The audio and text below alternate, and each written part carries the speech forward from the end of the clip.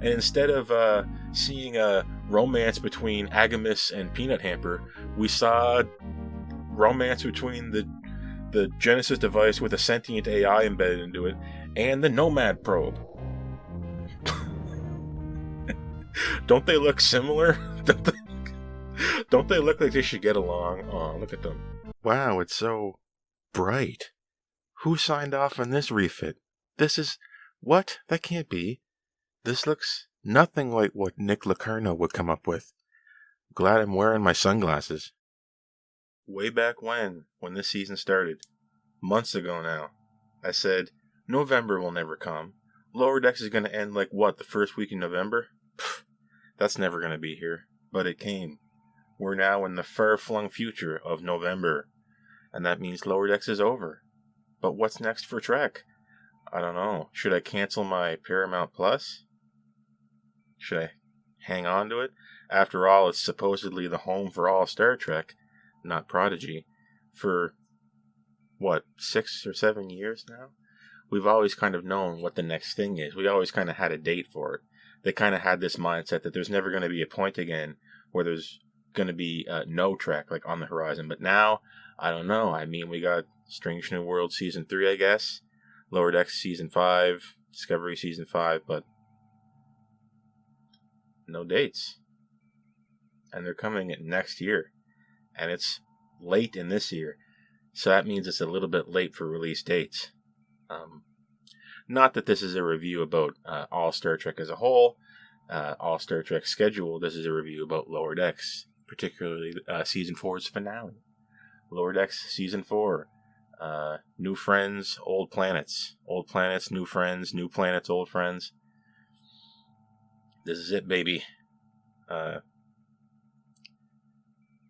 Right off the bat, I'd like to say that this episode, it left me wanting. I was a little bit underwhelmed. It felt a little bit half-baked. Something smacked of maybe they weren't done writing before they started animating this. Because it kind of felt unfounded. It felt like it came out of nowhere. Like I said, all along during the season, I was intrigued by the prospect of this ship. The mysterious ship. It won't be called that much longer, I will say. It had me invested. I was into it. But their explanations, not so good. You know, it's a bit of a trade-off. It's a gamble. If you're trying to do a season-long background arc with a mysterious villain, and you keep building them up, now the payoff you have to give is bigger and bigger. Right? And I didn't quite think they stuck the landing, but at the same time, this particular mystery villain was not really behind all the events of this season. So they kind of got away with it. I will say that. So this could have been a lot worse, but as far as season finales goes, it's also not that great. With that out of the way, let's take a gander at Old Friends, New Planets. And you can take this name literally, by the way. You know what I mean if you've seen this episode. We left off our last episode waking up on the mysterious ship that we now know is called the Nova 1. Cool name, Nova Squadron. Remember back in the TNG, the First Duty? By the way, required reading. I'm not saying they're the best, but it's something to get an understanding of what's going on here. You need to have seen them. You need to have seen the First Duty. And you really should have watched a TNG episode Lower Decks. Imagine that. But particularly the First Duty. That's where our villain comes from. In Nick Locarno. Robert Duncan McNeil. Old Dunky. He's back. Reprising his role as Nick Locarno. As well as Tom Paris from seasons ago. Doesn't he look exactly like Tom Paris? Nope, not seeing it. Rutherford says. Or was it the other way? I think Rutherford mentioned that this guy looked like Tom Paris. Interestingly, the one person who has met and has known and is seeing now again, after the fact, Nick Locarno, is not there in Mariner. Mariner is not there to say he doesn't look or looks like Tom Paris. So we've kind of managed to keep the mystery alive. Rutherford is like, he looks a little bit like Tom Paris. Nope, not seeing it. Mariner isn't there, right? That's cleverly portrayed in that way because now the mystery can live on. What is the secret details behind Tom Paris and Nick Locarno? Turns out nothing.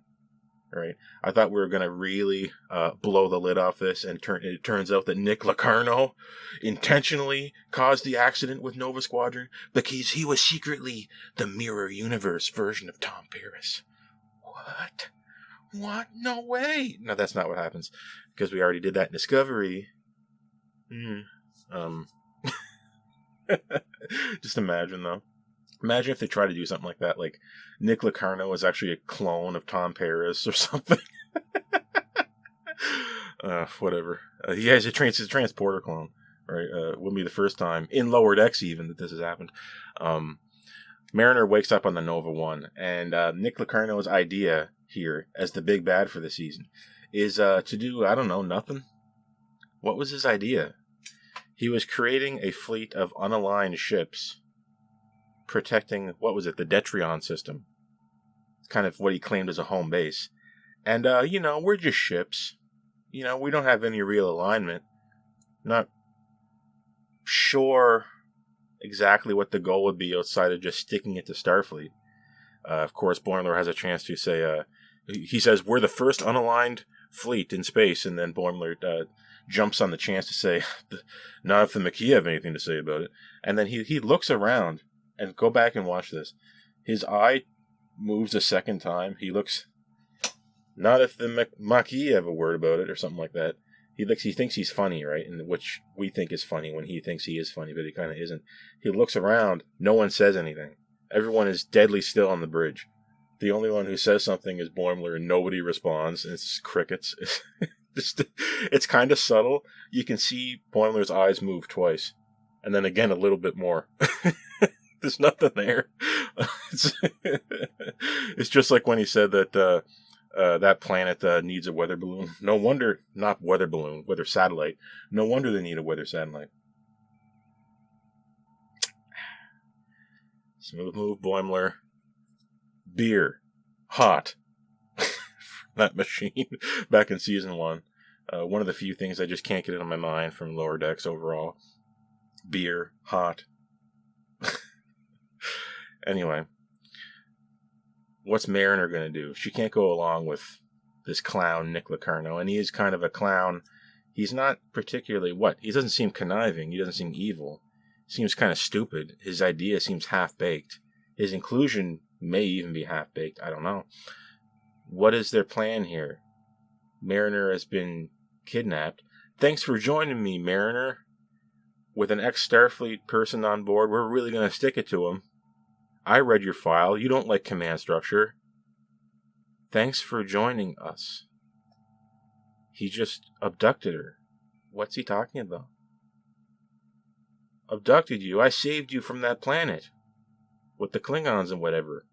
The people I can only assume he dropped off there. I assume, by the way, the details regarding the planet from last episode, where all the different alien species ended up. I can only assume that those were the crew members and captains of these ships that he stole that were not going along with the mutiny, or were otherwise being difficult.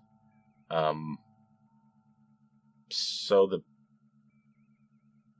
characters who weren't going along with the mutiny and were more apt to follow along with the hierarchy of the ship than not would end up fighting each other on this planet for some reason.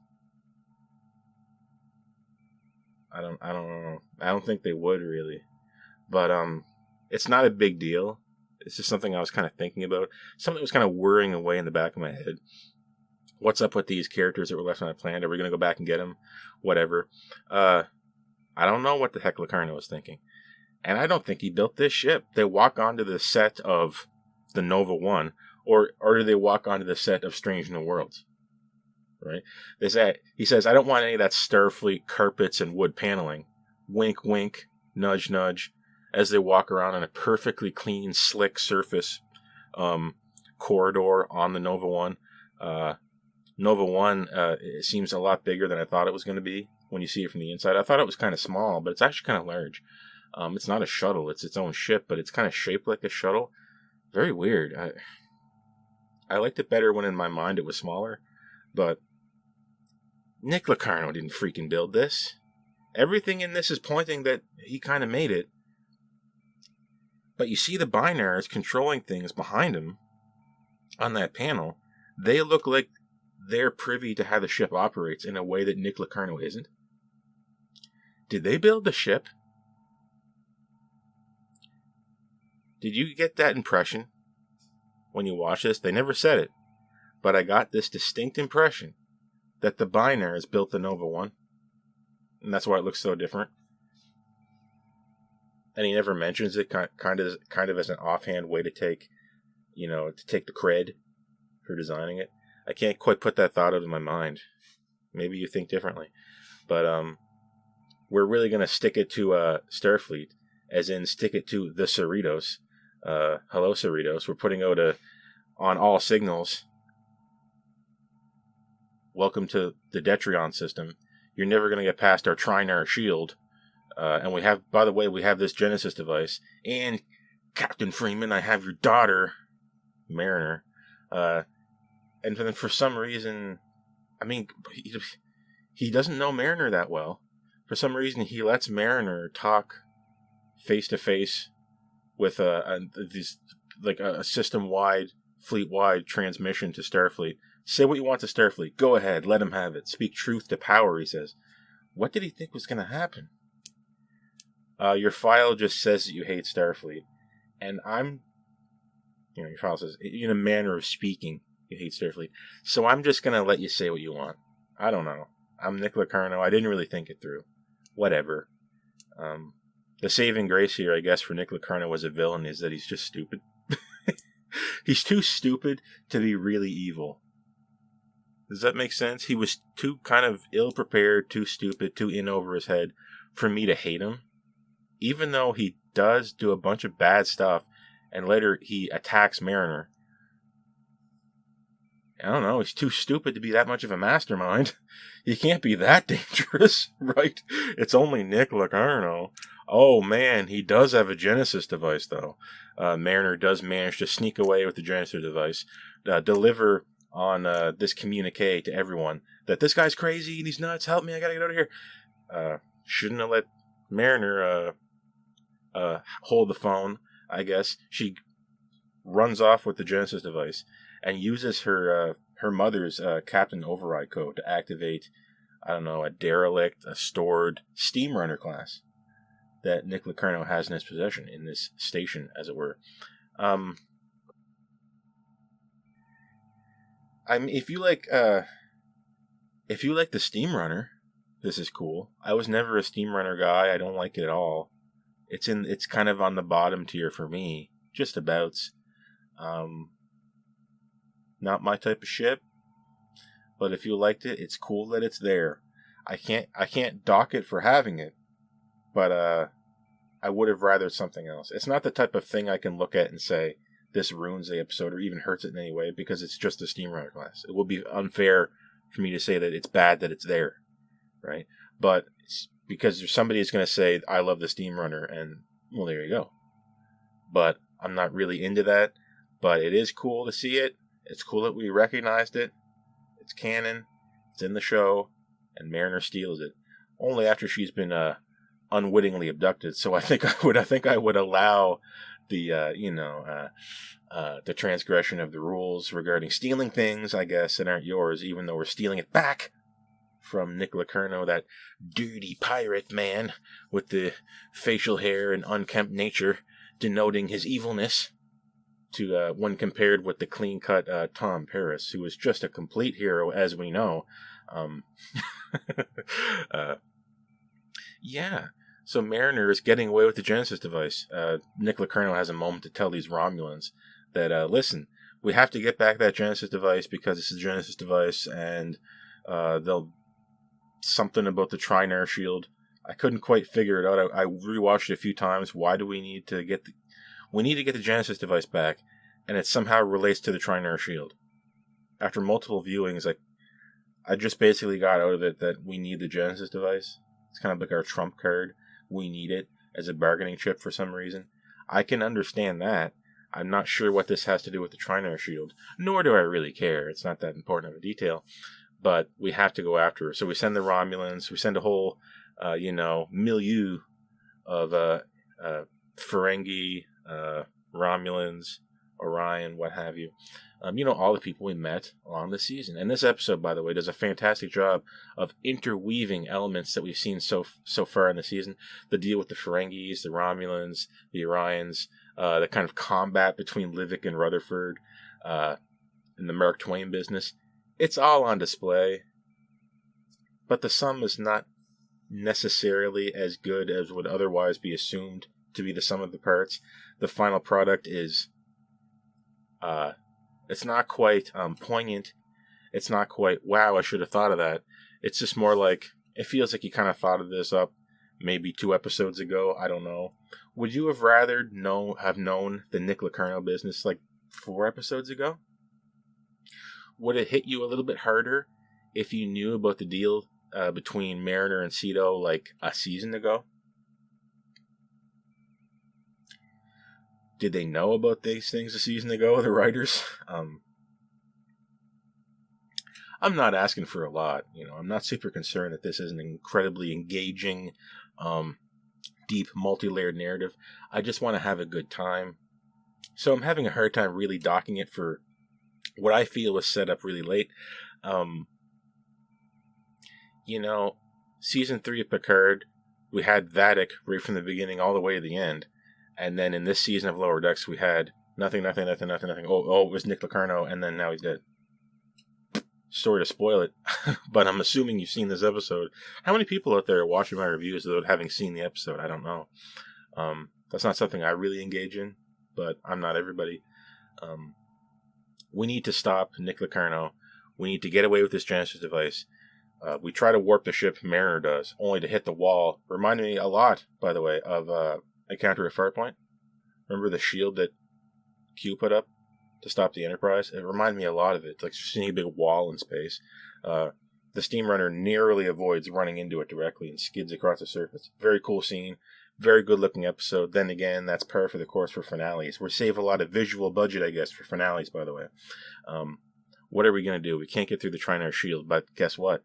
The Cerritos has other plans. What are we going to do to get through the Trinar shield? Well, the Cerritos can't get through it. We're going to need help. And by the way, we're not doing this mission to go after Mariner at the behest of Starfleet exactly. This is kind of like a Star Trek First Contact thing. I think I speak for everyone when I say, to hell with our orders. I think that's what Data said. By the way, a movie in First Contact that I originally liked a lot, and now as time goes by, I'm liking it a little bit less and less. I'm never a fan of the whole thing where we disregard Starfleet. That kind of writing convention where we need to go against Starfleet so often, it's not my cup of tea. I prefer if you would write this so that Starfleet did grant you this in some way. It's a little bit more complicated, but I think there's a way to do it. It's just a little bit overdone. It's a little bit cute, a little bit trite, perhaps. And all the different departments are reporting in that they agree with you, Captain Freeman. I think I speak for everyone when I say Cerrito strong, which I think T'Lyn says, which I don't know. I can't help but just kind of wince a little bit. I didn't really love the line. She probably should have said, like, it would be logical to rescue Mariner if Mariner is paramount to the survival of ship. And then everyone will just look at her, eyes glazed over. But whatever, she got her little moment to shine. One of her moments in this episode. You'll notice that the wins are not generally evenly spread out. We're getting good wins from Mariner, Boimler, Captain Freeman, Tendi in a way. But, T'Lyn and Rutherford are kind of in the background. I was hoping for a little more, but maybe I'm hoping beyond hope, wishing for every single character to win every single episode. Maybe that's a little bit daring of me. Maybe that's a little bit crazy. But because we're trying to pack this into, 20-some minutes, so I guess I should be thankful for what we do get, which does amount to an action-packed episode where a lot of things happen. We need to go back to Orion. We're bringing that back. Remember how I said everything in the earlier part of this season intertwines into this episode. We're going to go back to talk to Erica, because we need to figure out how to get another battleship on our side here. And they offer the not redemption, what was it? The Retribution. I knew it was some kind of R word. So this ship is the Retribution. It's a giant, hulking, old, rusted out pile of crap that we only get through requesting barter by combat with D'Erica, who was now like, I don't know, Queen of the Orions. I don't remember what exactly it was. Oh, they said Prime or something like that. It's not important. But our original request that was, cordial and fair and more of a deal outside of the realm of violence, as Starfleet would do, was denied. And now we have to do it by barter by combat, which is how we ended up getting the ship. Who will be your champion to go up against this girl, woman, whatever, I don't know, that's Shaxs and a half, according to Boimler. Their giant warrior person. Would have been cooler if they had like a metal thing in their head. You know how the Orions will somehow have these metal pieces embedded in them. I thought that would have been cool. Get creative with how you do the Orion metal things. That would have been a little cooler. But I was hoping for Shaxs, who's going to be the champion to represent the Cerritos in this barter by combat. I was like, let's go, Shaxs, let's go. There I was, cheering on a non-Star Trek victory, in fact. Trying to win by brute force, winning by sheer numbers, which is a weak point in last season's finale when we beat whoever it was, the Alito class, something like that, just by ganging up on it with everyone from all the different ships from the California class, winning by sheer numbers. I remember complaining that was a little bit weird. This is more of a win through strategy, a win through outthinking your opponent, a win through lateral thinking, being intuitive. Very Star Trek.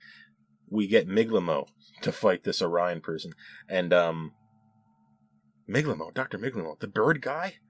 And it turns out all he has to do is just kind of like fluff out, that thing birds do, where they just stand there and they go, and they just kind of create a cloud of dust. Miglimo can do that too. And this activates the allergies of his opponent, only causing them to fall on him and win the battle anyway. So it was kind of like a fake out. You got me. I thought, yeah, we're going to win with the cool big brain idea. No, it was funny, but Miglimo did indeed lose. And we're getting the Retribution, but there's a catch. Because we lost this whole bout. At the end, if we do survive this, we have to give back Tendi. Tendi, has to go back to Orion. Haven't seen that episode, what was it, Something Borrowed, Something Green, that D'Erica misses Tendi. And the whole combative way that D'Erica came off in this episode, I thought was counterproductive. It kind of seemed contrary, maybe to what was established in that episode, Something Borrowed, Something Green.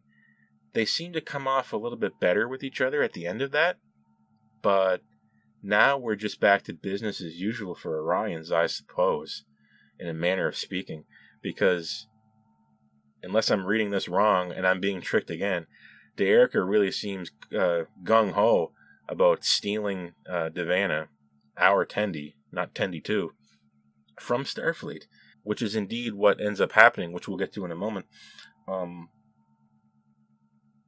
The Retribution cannot be fixed, but you know what we can do with it? We can use it for ramming speed. Prepare for ramming speed. We're going to use the Retribution to break the Trinary shield. We're going to use it as a battering ram, essentially. We cannot fix it, according to Billups, T'Lyn, Livick, and Rutherford. Rutherford and Livick fighting each other over the means of trying to repair the Retribution before we decide just to use it as a battering ram, and their conflict back in the Twain program. I didn't really think it was particularly funny when we first saw it, and I didn't love how we used it again as a device to bring back the Livick versus Rutherford fight. I would have rather they somehow need to fix it using the Billups tubes. There's something wrong with the Billups tubes. Rutherford fixes it. He helps out Livick. Hey Livick, look, we can just do this with the Rutherford tubes. Not Rutherford tubes. Billups tubes. If only we had Rutherford tubes. That has 4 tubes in it. The Rutherford tubes. The Billups tubes. Oh, when we fix it like this, and then Livick's like, I never thought of it that way. Yeah, blah, blah. But instead we kind of go to the Twain program, and I don't know. Maybe it's all right. I don't know. I just thought that maybe I'm just looking for a bigger Rutherford moment here. I felt like he kind of got a little bit swept to the side. No, they're not going to fix it like Billups hopes with a mind meld. We're going to fix it in the Mark Twain program at the behest of Tallinn. Yes, I guess illogical methods do sometimes lead to logical answers. It's true in this case. You know, I remember tractor beams, by the way, having shear stress, which is this type of motion. I remember seeing this, I think somewhere they mentioned it in TNG, and you're getting shear from differences not in weight, but in masses and the inertia imparted to those masses when we're moving them, especially if the Retribution is totally inert. The Cerritos tows it directly in front of it, so we're getting tensile stress, not shear stress. Is that a factor? Is the weight, mass, shape, I guess we're kind of weightless here until we impart it force through acceleration when we move it, perceived anyway. Is that a factor? It just looked weird that Cerritos was towing this big thing. What is the limitation behind the tractor beam here? I know they've talked about shear stress on it and things like that. Is that a factor in a tensile configuration in this direction? I don't know. I think by the end of it, I was willing to buy the idea. The Cerritos just tows the Retribution, which was a cool-looking ship. It was huge, complex, but old-looking. The cylindrical shape made it look ancient. I would have been okay if that was the Shrike. I kind of thought it was cool. I don't know. I was like, whoa, what's that? It really caught my eye. You know, it just doesn't really fit with the rest of what we've seen in Star Trek, which was a good thing, right? It's not like a kind of unnecessarily angular bird-like design. Again, like what we got with the Shrike and the Scimitar, and frankly, anything Romulan past the D'Deridex is just a wash with this type of design. So I'm glad to see something different. The Retribution is indeed used as a battering ram to break the Trinary shield. It does work, but not after getting a cool captain's moment from Boimler. Without a hint of irony, it was totally sublime and sincere. The Admiral calls in, because we're doing this outside of Starfleet's permission. Where's Captain Freeman? Oh, acting Captain Bradward Boimler here. How are you going to break the Trinary shield? We're not. Captain Freeman is. Fantastic. I stood up when I saw it. I got out of my chair a little bit and saw Captain Boimler, and I was like, this is freaking really cool. So, who would you rather be, by the way, in this situation? Would you rather be Mariner on the Steamrunner, escaping with the Genesis device? Or would you rather be acting Captain Boimler, battering, ramming the Trinary shield? It's a hard choice. They're both very cool. I don't know. Something I'll have to think about. Anyway, we are successful. We do let go of the tractor beam and then swoop away before we can run into the Trinary shield, and the Retribution smashes through it. But how are we going to get in there fast enough to beam Mariner off of the Steamrunner class before the Genesis device blows up? Any thoughts? Maybe we can use the captain's yacht. Thank you. We're using the captain's yacht for something. Thank you. Thank you. I wish we could have done that in Picard Season 3, but no. If only we had a smaller, more maneuverable ship to fly around that was bigger than a shuttle. I know, the captain's yacht. They do use the captain's yacht to fly through the shield, swoop in there, and beam Mariner off the Steamrunner. Not with the Genesis device, by the way, old GD. By the way, did it take you a moment to realize what she meant by GD? I genuinely was thinking, GD? What is she talking about? GD? What is that? What's GD? What's GD, guys?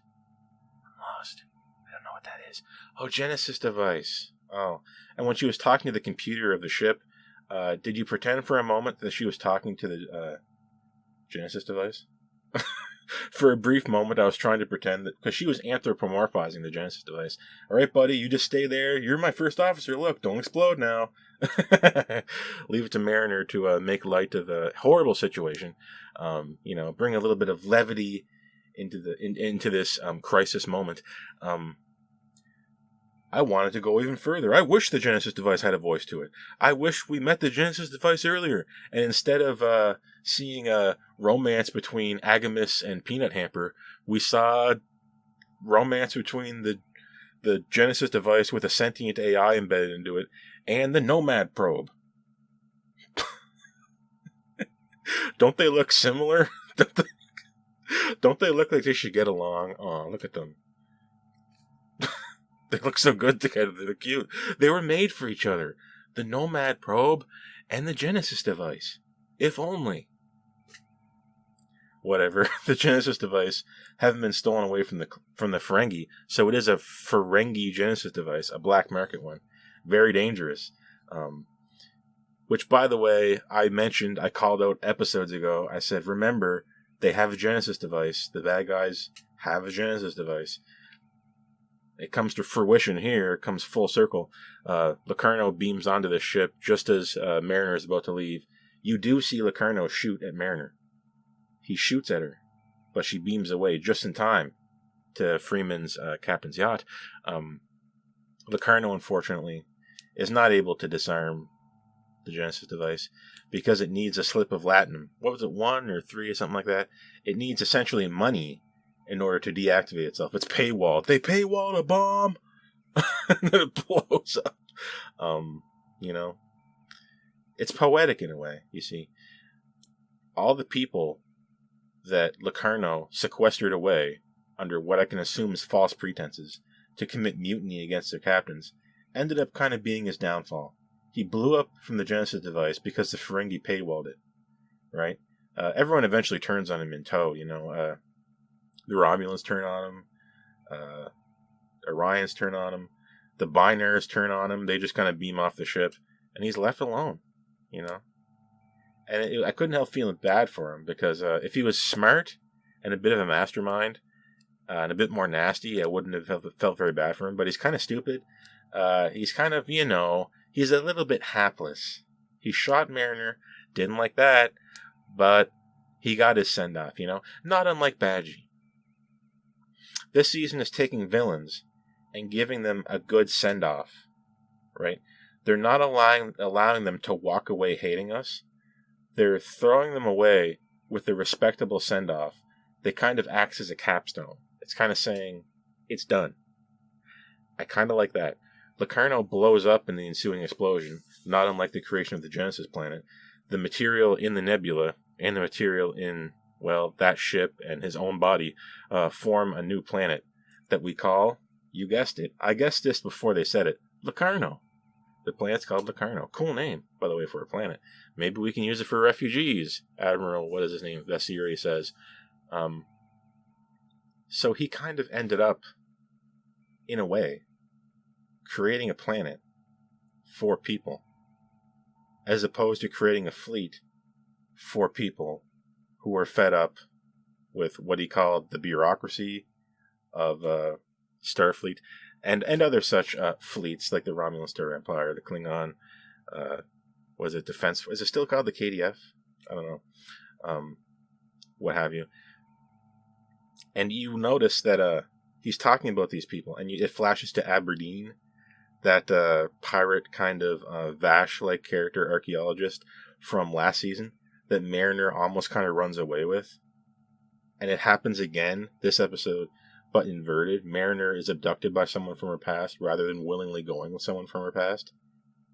You see how this episode reflects the season 3 finale and like Wrath of Khan? They're stuck in this nebula,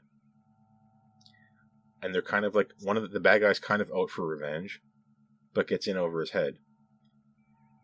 Mariner comes to the rescue in the steam runner, but is of course rescued by the captain's yacht with Carol Freeman. When before it was inverted, where Mariner shows up at the end after having been eloping with Aberdeen. they knew this comparison would happen because they put Aberdeen in this episode for a moment. Does anyone remember that? Season 3? They reflect each other. They rhyme. As it were. This planet explodes. You'll notice the imagery hangs on the starburst that's created when it explodes. The imagery stalls on it for long enough to let you realize that he's going out with a bang. A bang that looks like the starburst. Like, remember the starburst logo? What is it, 5 points? Stars, I think, something like that. Go look at it. There's a moment where the ship is flying, it blocks one of these lines of light, and it looks exactly like the starburst logo from the Nova Squadron thing that he had on his uniform. I think that's intentional. And we had a flashback at the beginning of this episode that I'm bringing up now, because now would be the good time to do it. At the beginning of this episode, we had a flashback to Sito, Wesley, Locarno, and that other guy. Dang. And we see a young Mariner, first year. So Mariner must be like 30. Is Mariner like 35? She does mention at one point that we're like the same age to Boimler. So was Boimler also like in his 30s? I'm kind of settling on 35 for Mariner. I don't know. It's not really that important. But we do flash back to a younger Mariner talking to Sito. Oh, it's our number one fan. Oh, it's Mariner, a hanger-on. Mariner, you were practically like another member of Nova Squadron. No doubt Nick Locarno just gassing her up to get her kind of on board with his idea here. I don't think he really meant that. When this is all over, the only thing people are going to remember is the name Locarno. This is Nova Squadron, right? It's dangerous. We practice, we can figure it out. Nick Locarno still hanging on to that idea years later, because he's just crazy, that it wasn't really his fault. If we just had trained a little more, if they let us in the simulator, yada, yada, yada. You knew it was illegal to do it, and you covered it up, which is the worst thing you can do. Because you're kind of admitting guilt there, right? When this is all over, the only thing people are going to remember is the name Locarno. Nonsense. They're going to remember all of us. They're going to remember Nova Squadron. Well, they remembered Locarno. He blew up in that explosion with that Genesis device at the end of the episode, and the planet's called Locarno. So he got what he wanted, They're going to remember is the name Locarno. What do you think? Is Planet Locarno worth losing what we lost, I'll say that, in First Duty?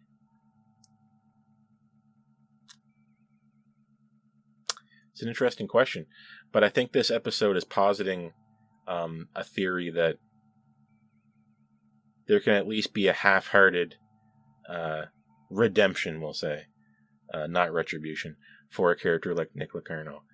Because I think emotionally, what I was getting here was not really hate for this character. I was just kind of, well, we gotta beat him.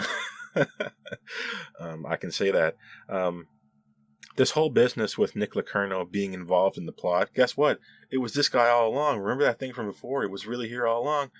I don't know if I'm really buying that idea. I never liked, a villain that we have to kind of smuggle plot importance into by just pretending that our characters were involved with him before when we kind of feel like they weren't. Have you ever noticed this? We'll present a villain that, by the way, he was your brother all along. Bum, bum, bum.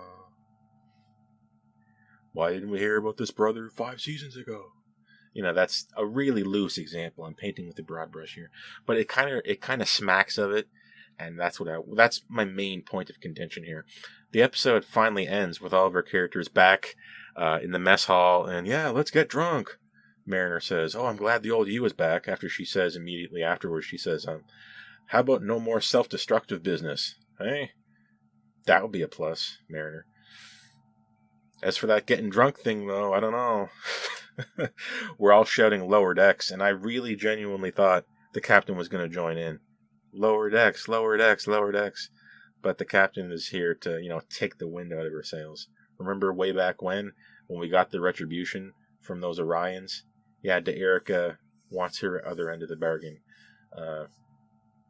Tendi, you have to go with the Orions. You have to go be that, mistress of the winter constellations? Something like that. So get going. We have a heartfelt send-off with this character. And I mean, I don't want to be fooled again. We already seen Boimler leave the ship at the end of the season. We've seen Captain Freeman leave the ship. We've seen Mariner leave the ship in a way, although not in the finale. And I'm just a little bit played out on it. I don't want to believe it. I can't really get that invested if we keep throwing a character off the ship 3 times now in 4 seasons. You know, I would hope Terendi. I said Terendi. I would hope Tendi comes back very early next season, but I don't know. This ending is a little bit mysterious. You know, the window endings I often talk about, where the character looking ominously out the window. We kind of get that in a manner of speaking, but it finishes off with malevolent and kind of nasty looking Tendi. She looks mean. She's like snarling as she walks off. What's going on here? I'm going to throw out a weird idea. The villain of season 5 is Tendi. Tendi was an Orion sleeper cell all along. And when she returns back to her Orion homeworld and becomes Prime, she activates the Winter Constellation program that unlocks her pirate nodule in her brain that causes her to go crazy and destroy the Cerritos. No, Tendi, don't do it. It's me, Rutherford. You can't do this. No. I'm calling it now. It's totally insane, but I'm calling it now anyway, even though it's insane, because I'm a little bit insane. Why do I think Tendi leaving the ship is a little bit more ominous than would otherwise be, than you would otherwise consider, given the what happened previously in Lower Decks with people leaving the ship at the end of the season? Well, there was a scene where we seen our 5 Lower Deckers walking towards the camera, a classic Star Trek thing. At the end of the episode, we see our characters just walking down the hall talking about their day. We see all 5 of them. We see that scene again with Tendi gone. Okay? When you do that, either it's misdirection or you're establishing already what it's like to not have her. To kind of prime, in a way, the audience for being able to experience. We're priming the pump, so to speak. I don't know, maybe that's what you get out of it, I don't know, but that's kind of what I was getting. Everything past the Genesis device explosion looks very carefully, visually set up to get across certain ideas. One, a good send-off for Locarno. He gets the starburst explosion. People remember his name because it's the planet. And then we show the scene with their characters walking, not once, but twice. One with Tendi, Rutherford, Mariner, Boimler, Tallinn, and then again without Tendi. Are we kind of saying these are the new Lower Deckers? Is Tendi written off the show? I have no idea. I'm not really following all these behind-the-scenes things, but that was Old Friends, New Planets, the final episode of Lower Decks Season 4. I never thought it was going to happen, but here we are. So thanks for coming along with the journey. Thanks for coming along with me. Thanks for hanging around this long.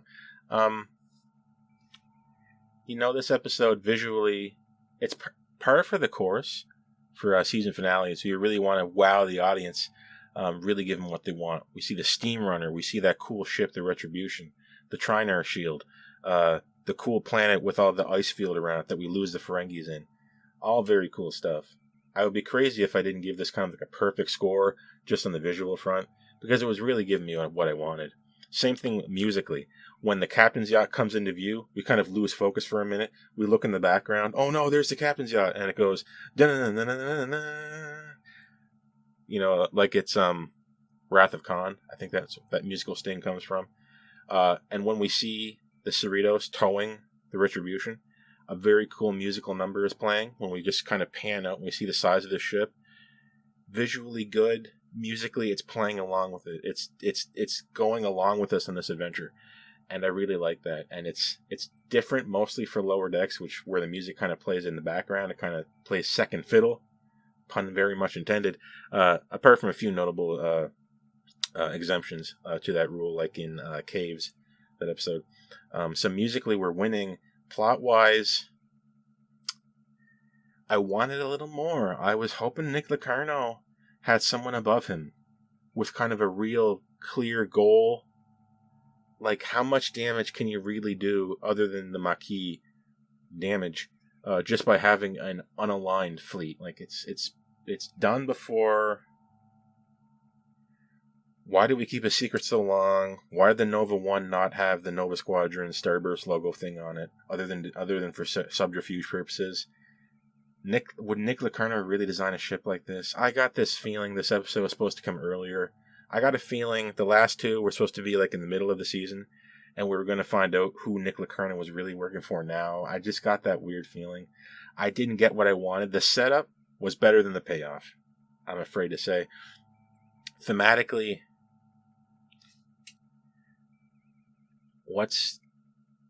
other than rehashing what we've seen before in this entire season, because those plots had to intertwine into this one, what are we getting here?